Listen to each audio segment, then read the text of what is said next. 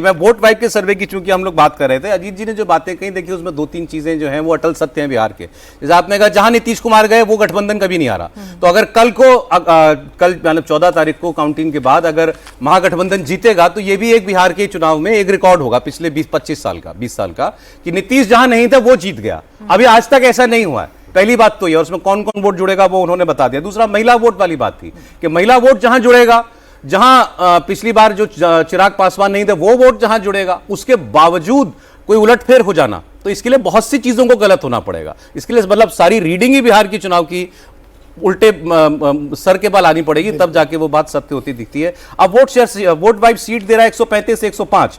Vote share देखिए कितना अंतर बता रहे हैं ये। एनडीए को बता रहे हैं 45.3% और महागठबंधन को बता रहे हैं 41.9, 3.5% वोट का अंतर। वोट सर 3.5 का गैप, 3.5% का गैप, और सीट में 30 सीट का गैप, ये ऐड होता है दोनों। हाँ, मोटे तौर पर इतना ही होता है, क्योंकि मुझे लगता है कि जब तक आप 6% वोट शेयर का अंतर नहीं होता है तब तक लैंडस्लाइड नहीं हो सकता है। आप पुराना इतिहास उठा के देख लीजिए तो जहां जहां 6% का गैप हुआ है, मतलब इनकम्बेंट पार्टीज में और जो उनके विरोधी पार्टी है उसके आधार पर ही लैंडस्लाइड होता है।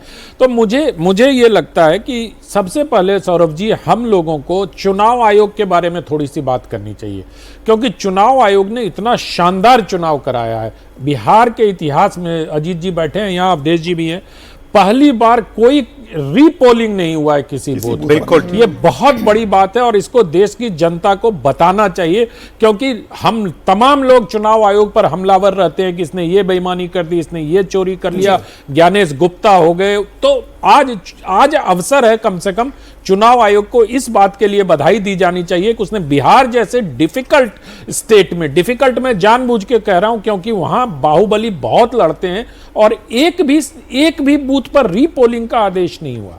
और जो लोग सेशन की बात करते हैं, लेकिन आनंद जी ऐसा लगता नहीं कि बधाई कुछ मिलेगी, क्योंकि अगर यही एग्जिट पोल एग्जैक्ट पोल में तब्दील होते हैं तो फिर सर से लेकर ईवीएम सब कुछ फिर से पिटारे से निकलेगा, फिर से आरोप प्रत्यारोप जो है निकल कर आएंगे। और पिनाक जी उसके संकेत तो मिलने लगे हैं। आप याद करिए लोकसभा चुनाव के पहले जयराम रमेश जी का बयान, और आप याद करिए कल तेजस्वी जी का बयान क्या कह रहे हैं।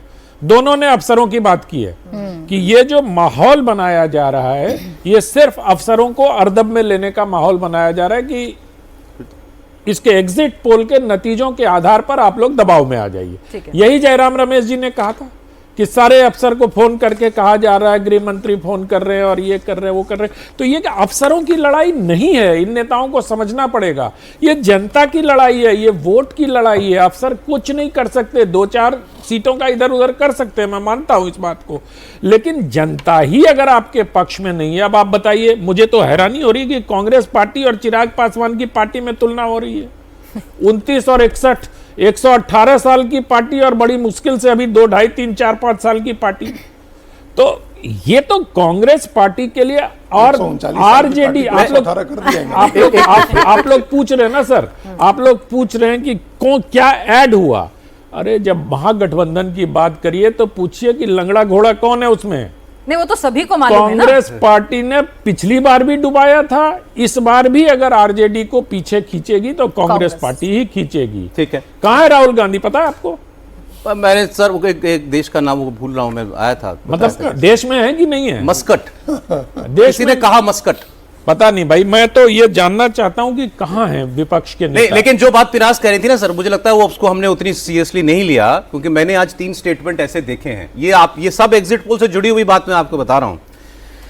तेजस्वी यादव ने कहा वो अधिकारी को दबाव में लेने के लिए एग्जिट पोल हो रहा है, अरे हम तो गोली भी खा लेंगे लेकिन पीछे नहीं हटेंगे।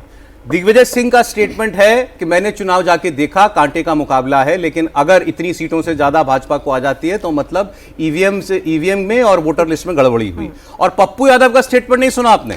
पप्पू यादव ने कहा अरे जी के क्या करेंगे, अगर अधिकारी लुट जाएगा तो गोली खा लेंगे इस बार।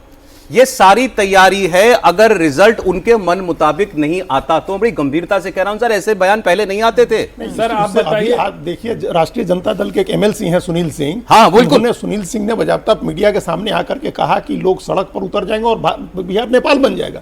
ये बात उन्होंने कही, आज कही बिहार इसी चुनाव से पहले ऐसा नहीं होता था। उन्होंने ये भी कहा है कि या तो अधिकारी बाहर आएंगे या हमारे जो है लोग बाहर आएंगे, 2 में से कोई एक ही बाहर आएगा।